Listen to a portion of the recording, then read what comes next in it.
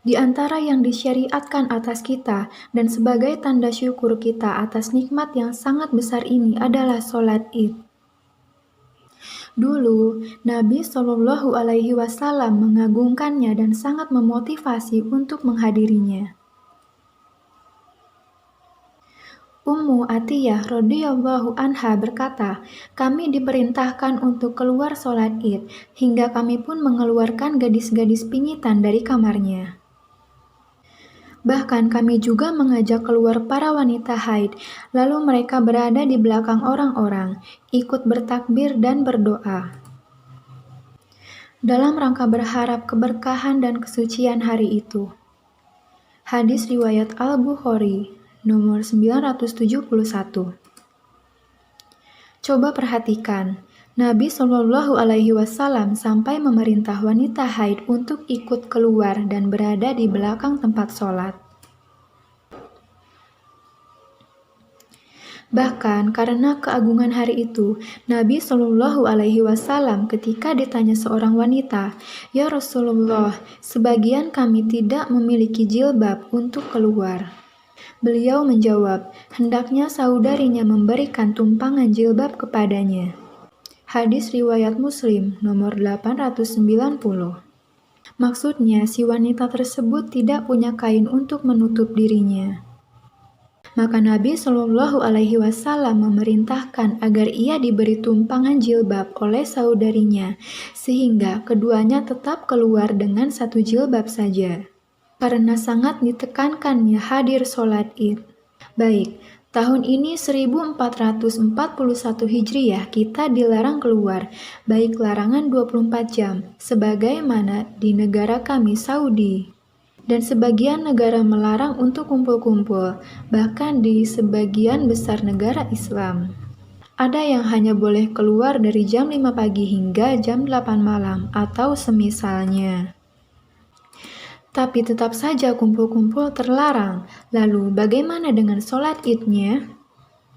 Saya katakan, saya telah meneliti masalah ini. Saya baca kitab-kitab ahli fikih. Saya juga telah membaca pendapat-pendapat ulama dahulu maupun yang belakangan.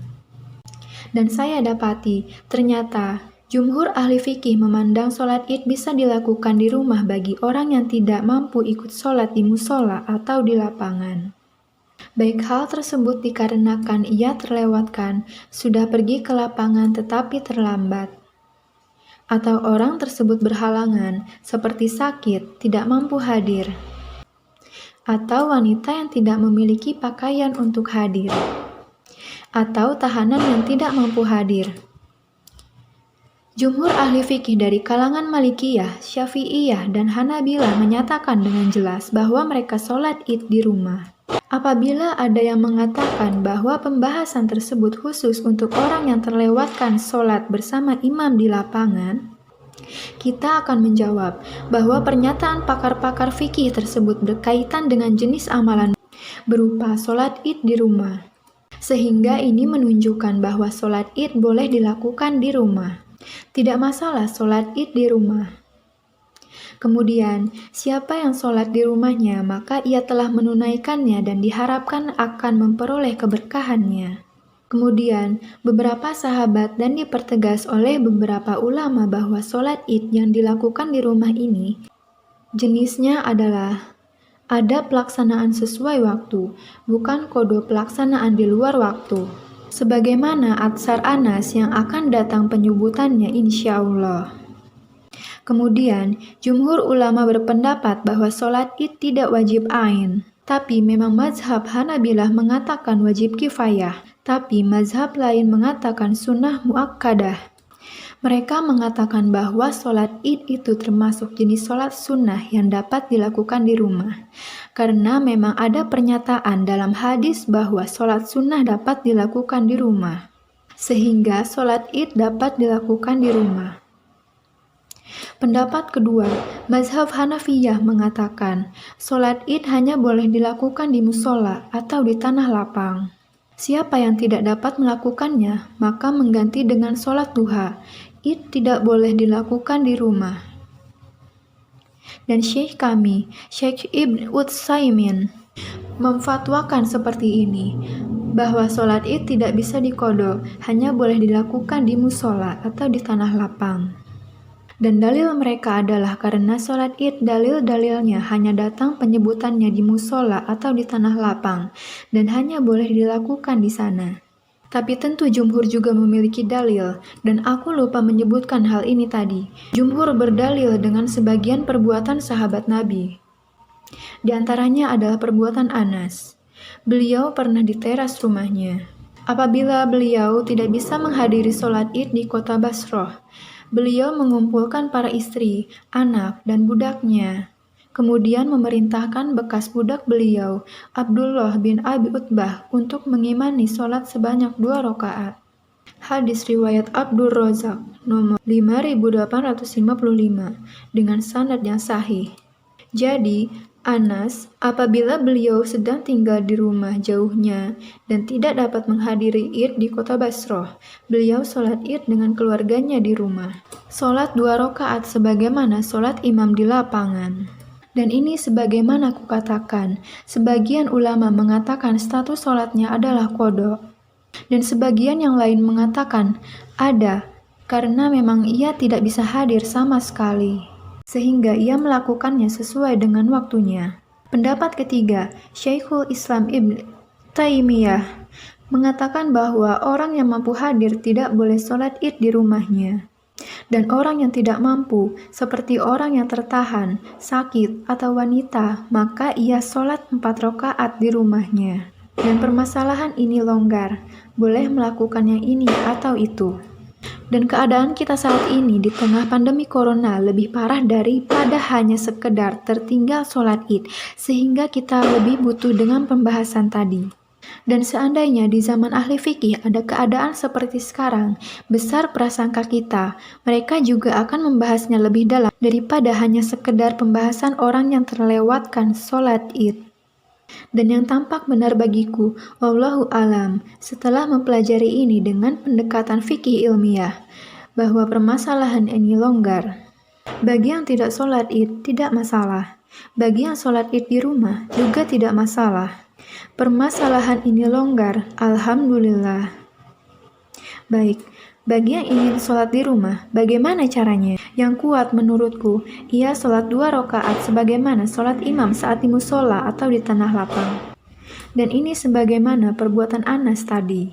Ia sholat 2 rakaat bertakbir 7 kali di rakaat pertama, sudah termasuk takbiratul ihram, kemudian membaca surat Qaf setelah Al-Fatihah.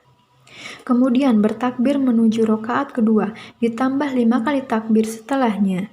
Kemudian membaca surat Al-Fatihah plus surat Al-Qamar. Kalau ingin, boleh membaca surat Al-A'la pada rakaat pertama dan surat Al-Ghoshiyah pada rakaat kedua, kemudian salam setelah sholat selesai. Sekarang kita sudah mengetahui tata cara sholat id di rumah menurut pendapat yang kuat. Baik, apakah sholat id di rumah ada khutbahnya? Kalau ia sholat sendirian, maka tidak perlu khutbah, dan ini disebutkan oleh para ulama dengan jelas. Adapun bagi yang sholatnya berjamaah, maka yang perlu kudapatkan bahwa kebanyakan ahli fikih memandang tidak perlu ada khutbah, mutlak seperti itu tanpa ada perincian. Kemudian kucari lagi dan kudapatkan bahwa sebagian ulama Syafi'iyah menyatakan dengan tegas bahwa siapa yang mengqodho sholat id dengan berjamaah maka disunnahkan untuk berkhutbah. Sebagian ulama Syafi'iyah mengatakan dengan tegas bahwa siapa yang mengqodho sholat id di rumah dengan berjamaah maka disunahkan untuk berkhutbah.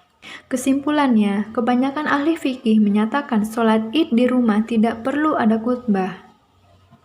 Namun, sebagian ulama Syafi'i mengatakan bagi yang sholat id di rumah berjamaah disunahkan untuk berkhutbah. Kalau begitu, bagaimana kesimpulan kita? Kita katakan bagi yang sholat sendiri maka tidak perlu berkhutbah. Bagi yang sholat berjamaah bersama keluarganya, maka sebagian ahli fikih menyatakan tidak perlu berkhutbah, dan sebagian ulama Syafi'iyah mengatakan disunahkan berkhutbah. Dan permasalahan ini longgar karena ini permasalahan ijtihadiyah. Apalagi perbuatan Anas masih mengandung kemungkinan-kemungkinan.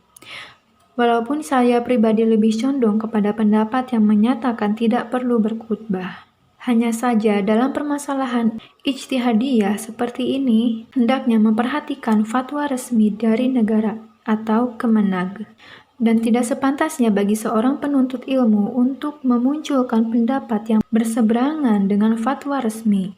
Karena hal ini pasti akan membuat kegaduhan di tengah masyarakat awam dan akan membuat perbedaan pendapat yang tercela dalam permasalahan seperti ini. Sehingga dalam permasalahan ijtihadiyah murni perlu memperhatikan fatwa resmi dari negara atau kemenag dan tidak sepantasnya penuntut ilmu memunculkan pendapat yang berseberangan kecuali apabila sudah tersebar banyak fatwa-fatwa yang membuat masyarakat bingung, lalu ia tampil menjelaskan bahwa perbedaan pendapat tersebut sudah terjadi sejak dahulu. Lalu ia mentarjih dan membimbing masyarakat bahwa permasalahan tersebut longgar, dan yang terbaik adalah persatuan di atas fatwa resmi negara.